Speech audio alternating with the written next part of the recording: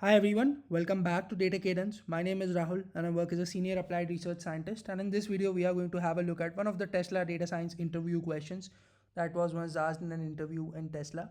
And these type of questions are typically easy level questions asked in phone screen rounds. So without further ado, let's begin. So the question is titled as new products and it was asked in Tesla as well as Salesforce, a similar variant.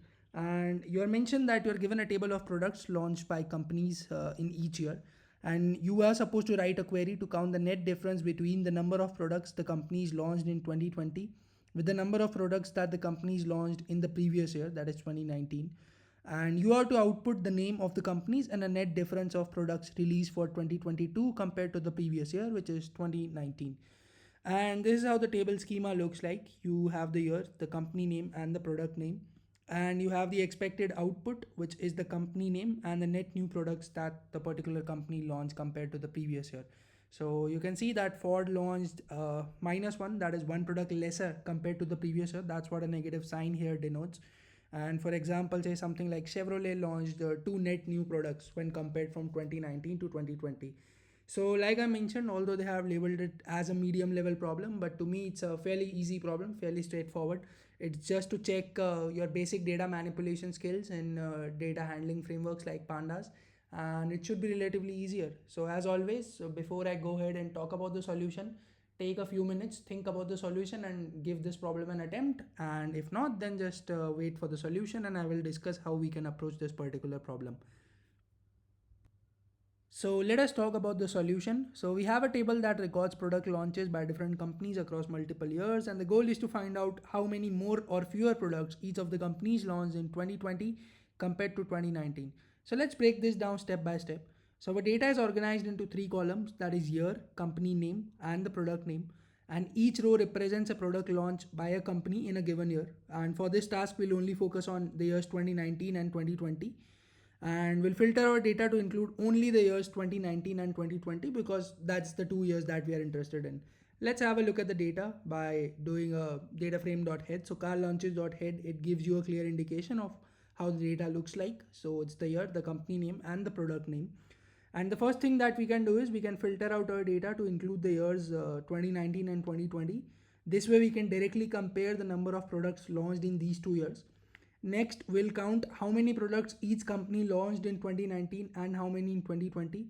This gives us a clear view of their activity year over year.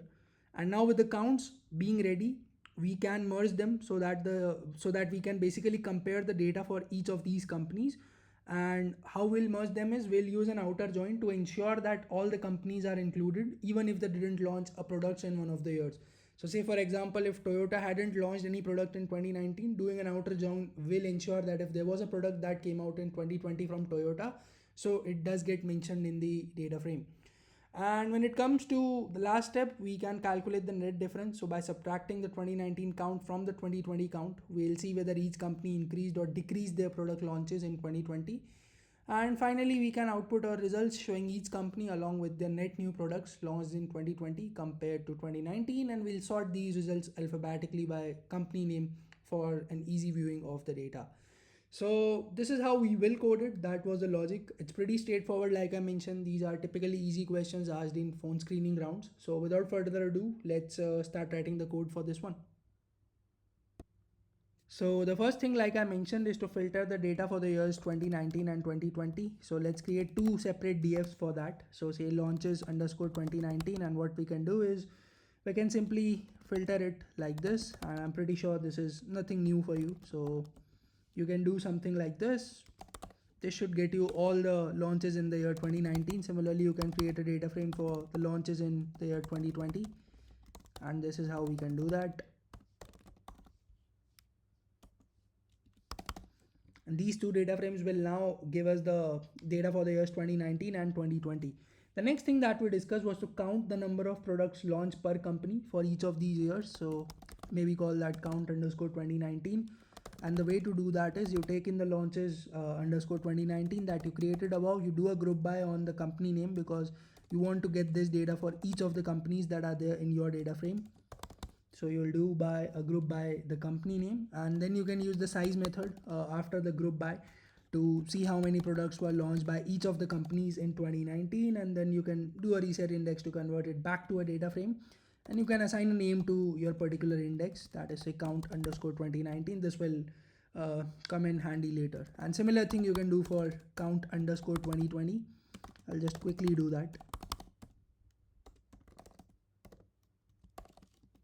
You can do a similar group by the company name, and here again you can use the very similar kind of things.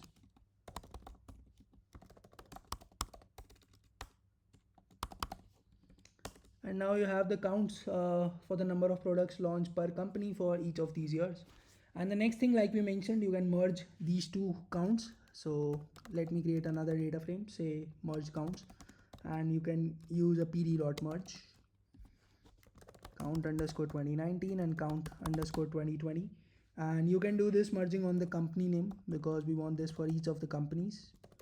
And like we mentioned, if one of the companies is not present in one of the data frames, so that's the reason that we do a full outer join. And if there are any null values, like we mentioned, we can just fill them up with zeros, and that should be good for the merged counts. And finally we can have the result, or we can output the result. And so okay, before we output the results, we still need to calculate the net new products that are there. That is one final step that we need to do. So let's first have an intermediate view at how the merged counts sort of looks like. It says merged counts not defined. Okay, so that is one thing that we can do here. And I think that this should be an integer. I am not sure. Let me just check, because we are getting an empty data frame. Depends on whether it's stored as a string or as an integer. Okay, that is indeed an integer, so we had coded that as a string, but no worries. Here we have the merged counts. That is Chevrolet, you have the count 2019, count 2020, you have for Ford, Honda, Jeep, and so everything looks good till now. The last thing that we need to do is to calculate the net new products. That's what we want. So let's create a new column, say net new products, and that would simply be the products that the company made in 2020. That is a count underscore 2020, and then you can simply do a copy paste and subtract the products that the company made in 2019, and that should be good enough.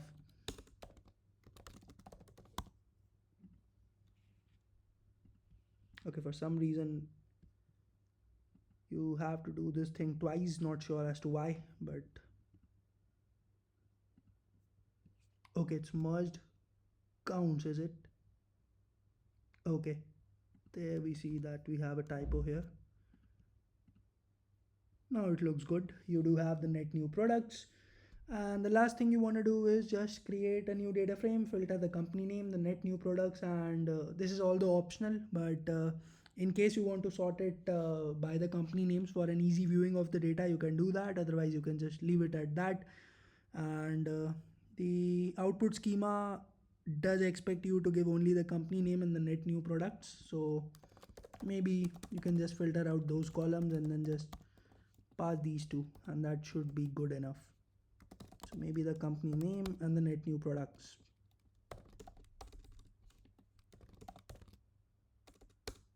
Net new products, and they should be good enough. Yeah, let's check the solution. Yes, it is solved. So like we see, it's a very easy problem, relatively straightforward, and you see that all you had to do was a few filter operations, a simple group by, and merge these two based on a full outer join, and you are good. So this was a very easy type of question, but yes, data frame manipulations are one of the most common questions asked in a typical phone screen or a coding interview that you might have for a data science position. And they label it as a medium problem, but I would still call it as an easy problem, because there is not a lot of complicated things that you want to do. Anyone who has a basic understanding of doing filters, group bys, and joins in Pandas can easily handle this particular question. So hopefully you gained something new out of this particular video. If you did, please consider pressing the like button, and if you are new to this channel, definitely consider subscribing for more such content around interview prep, coding questions, and theoretical concepts related to data science. So thank you so much for sticking till the end. Have a good day, take care, and keep learning.